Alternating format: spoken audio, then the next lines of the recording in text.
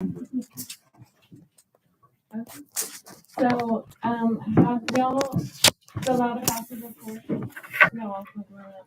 So the new FAFSA, this year, it normally comes out in October every year, but this year it's gonna be a little different. It's come out in December. I don't know, some of y'all might have received an email from the Department of Ed saying the new FAFSA is gonna come out later. You can sign up for texts and things like that. I believe they have in that email where you can sign up for text to, you can see when it's gonna come out and you can go apply for it.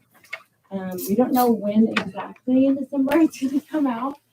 So, if it comes out during Christmas break and you're with your family and stuff, that's a good time to fill it out because you'll be with your parents and things, you'll need their information to fill out. So it'll be a good time to do it if it comes out then. And any other questions for me? There's not really much. I mean, there's a few changes to it. It's pretty different from how it was previously, just go in and renew it like you have in the past. There's kind of different, it's kind of like a different layout. There is helpful tools on it. There's going to be a change to, kind of household size, things like that, how you would normally fill out your tax information. You have to consent to having tax information being pulled from the IRS.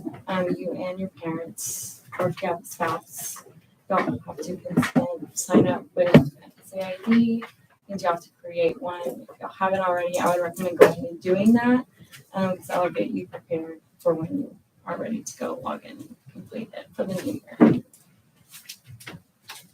This is Michaela Epperson. Yeah, sorry, I'm Michaela. She's our customer service coordinator. And she's fairly new at that. So this is her first time presenting. So. Yeah. One other thing that is going to change, part of your financial aid is based on where you live, whether you're living on campus, off campus, with parents. Under the new FAFSA, they can't ask you that anymore. But at the same time, we're required to have that information. So at some point in the future, again, this is all in flux right now because the Department of Education is not anywhere near finished setting up the new FAFSA. Once that gets into place, then our software vendor has to build their stuff around it. And at some point in Texan Connect, on your financial aid checklist, there will be an option to put your living condition, whether you're on campus, off campus, with family. So just be aware of that has to come later. Otherwise, you're just kind of lumped in with everybody else, and it may be to your advantage to go into Texan Connect when that comes up and put that information in there. I'm Scott Alford. I'm the financial aid loan coordinator, and I'm just going to go over loans real quick with you. Most financial aid from the federal level comes in two forms. It comes in the grants, the Pell Grant, and that's money that doesn't have to be paid back. It's money that's yours to use for your education. It does not need to be paid back. And then there are also direct loans that are available through the Department of Education. They're subsidized and they're unsubsidized. The difference between them is subsidized. The Department of Education pays your interest as long as you're in school. So it does not accrue interest while you're in school until 6 months after you're done with school. And then it starts accruing interest until it's paid off. The unsubsidized portion starts accruing interest the day the money is transferred from the Department of Education to your SBC business office account to pay your bill. And it continues accruing interest until that loan is paid off. Depending on whether you're a freshman or a sophomore, and whether you're dependent or independent, will affect how much that you're eligible to receive in all this. For a dependent freshman who is at South Plains, that's anybody who has fewer than 30 completed credit hours. A dependent freshman can get a maximum of $5,500 for an academic year. In South Plains, that runs fall, spring, summer. Of that $5,500, up to $3,500 may be subsidized if you qualify. For a dependent sophomore, it goes up $1,000. You get $6,500 for the academic year, Up to $4,500 of that can be subsidized if you qualify. If you're an independent student, and basically to be an independent student, there are some other things, but basically, if you're 24 years old, you're married, or you have a child that you support at least 51%, if you meet any of those three plus a couple others, then you can be considered independent. If you're independent, the maximum you can get for the academic year is $9,500. Again, $3,500 of that might be subsidized. Sophomore, you get $10,500. Again, $4,500 might be subsidized. If you're a dependent freshman, you need money beyond that. Your parents can apply for a Parent Plus loan. They do that by going to studentaid.gov, which is where you fill out the FAFSA. Sign in with their FSA ID, and they apply for that there. If they're approved, unlike the direct loans for students, there's no credit check or anything. If you qualify financial aid wise, then you ask for it, then you get it. The Parent Plus loans, they do have to go through a credit check. If the parent passes the credit check, then we award the loan. I communicate with them directly and to get the loan awarded. If they do not pass the credit check and they do not get an endorser, or they can file appeal if they lose that. If they don't lose that, then you're treated as an independent student as far as amounts go. So the interest rates right now for the direct loans are 4.99%. The interest rate for his Parent Plus loans is 7.54%. To get a loan, a lot of schools go ahead and award loans as part of the financial aid package. We do not do that. Our costs are low enough that the vast majority of students can pay for their education without taking out loans. And we do not want you to go into debt unless you have to, and unless you tell us to. So we do not automatically package loans. If you want loans, you do have to sign in to my SBC Texas Connect. Go to the financial aid page. One of the drop downs from the top is request a new loan. You go through those steps and you make that loan request. Again, it defaults for fall, spring, summer. If you know you're not going to be going in summer, you uncheck that, and you only leave the check marks on the terms that you know you're going to attend. You fill that out. Also, if you want a loan and you've never taken out a loan before, you also need to go to studentaid.gov and fill out complete entrance counseling. That goes over your rights and responsibilities as a borrower. And you also must sign studentaid.gov the master promissory note, which is your promise to repay the loan.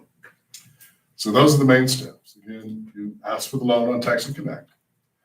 You do your entrance counseling and master promissory note at studentaid.gov. And then we award the loan.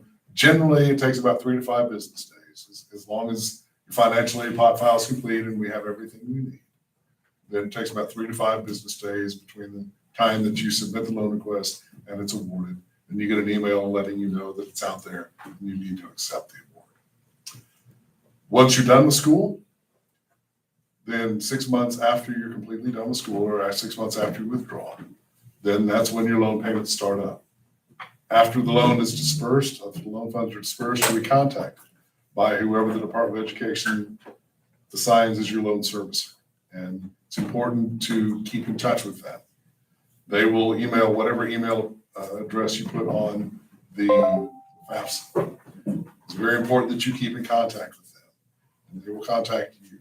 Keep those lines of communications open. If you find yourself in difficulty, you cannot make your payments, again, it's important to contact that loan servicer. There are about a half a dozen different payment plans that are out there based on income or other factors that can reduce the amounts that you have to pay. But again, it's very important that you keep in contact and you don't just not pay it, because that puts you in default, that affects your credit rating, that can lead to bankruptcy, all kinds of things you don't want. So even if, like I said, if you can't make the full payment, contact your loan servicer. Also, once you leave, if every time you drop below 6 hours in a semester, every time you leave the school, or every time you get a certificate or a diploma, you are required by the Department of Education to complete exit counseling. It's just like entrance counseling. You go to studentaid.gov, you do exit counseling, and again, it just reviews your rights and responsibilities as a borrower. And that is required. If you do not do that, then we place a hold on your SBC account.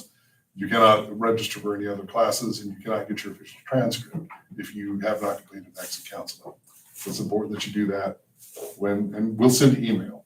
And if you drop below and you leave, you get an email from us saying you need to complete exit counseling.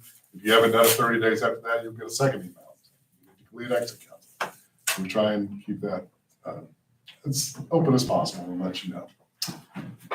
That's loans in a nutshell. Any questions? I have a question. For summer financial aid, what if students want to get financial aid for summer? Is there something they have to do for that, or is that? So if they're filling out the 23-24 FAFSA that's available right now, that applies to the summer, this summer. Now, the 24-25 that's not open yet, it'll apply for next fall, next spring, next. Well, the students, like, they just have to register for classes and they're awarded automatically, or is it just? So they have to fill out the FAFSA, and then once we receive the FAFSA, we have to make sure we've received everything necessary to complete the financial aid file. And then if, like you said, we don't automatically award loans, so if they're wanting loans, they have to go and request. The Pell is automatically awarded fall, spring, summer. Yes. Once your financial aid file is complete, it's there. Wait. But they have to be what, at least 6 hours? Or? For loans, you have to be involved, you have to be enrolled at least 6 credit hours to do a loan disbursement. The program, it depends on what your eligibility is. Any other questions? Do they have to? Okay. So if you don't do summer, is that program money is there? What happens to? So you get each student gets 6 years worth of Pell eligibility. Anytime you don't use it, it stays there in your 6 years worth of eligibility while you're going to school. So if you go in fall and spring, if you don't go summer, that summer aid will go back to the Department of Education for that eligibility. So the next time you attend and you're eligible, you would be able to receive. Oh, okay. If the students are transferring out, like, do they have to tell y'all anything or? So if they've already received aid here and they've accepted it here, they have to they'll send an email to us to cancel any aid that they have here so they can receive it at another school. They can't receive aid at 2 schools within the same semester. Can't receive Pell Grant. Yeah. Can't receive loans. That is Yeah, complicated. loans, yeah. Loans and grants are different. So like, I was awarded for like fall and spring next year. And, but I have enough credit to graduate. So the money for next year, I can just let y'all know that I'm not gonna need it. And so it can go back, so when I go back to. To their school, yep. Good questions. Any other? So if someone's transferring to another school, like tech, do you have to reapply for a FAFSA? Like now, if someone is transferring this fall or next spring after this one, do you have to reapply? So for the next year, you have to reapply every time you're going to school for the new year. If you have already done an application, you can add that school that you're transferring to if you haven't already done that. So it gives you the option to add several different schools. Okay. So you just would go and add the school that you're wanting to apply to and just make sure you have canceled any aid that you're receiving for that semester at our school or whatever school that you're going to transfer from. Good deal. Good questions. All right, well, thank you very much. If y'all have further questions, you can always go to the financial aid office and they're there to answer questions. You can email them, call them, visit. So they're there, and we're also here available to help you out too if you have any questions. If we don't know something, we'll just ask them. So thank you very much. Our email is FINAID at southplains.edu. All right, so If you can fill out your evaluations, and then also we're gonna go ahead and do a drawing for door prize. And I was just gonna let y'all know some events that are coming up. So tomorrow we're gonna have a scholarship workshop tomorrow here at the same time. So all y'all are welcome to come back and get information. So feel free to which one is what you got. Yeah, so tomorrow, and also we have the Halloween carnival coming up. Thank you. Okay. we have the Halloween Carnival coming up, so we are looking for some volunteers. If you would like to volunteer, help us run a booth, we do have a sign-up sheet there. Also, we have the Texas Tech admissions transfer, Texas Tech transfer advisor, he's gonna be here on Thursday. There's a couple of slots left, where he can visit with you. Even if the slots are full, if you just wanna put your name on there and your major, we can always send him your stuff and he can, do a degree plan of how your classes are gonna transfer to Texas Tech, okay? So that's available for you, so we're gonna go ahead and do the drawing.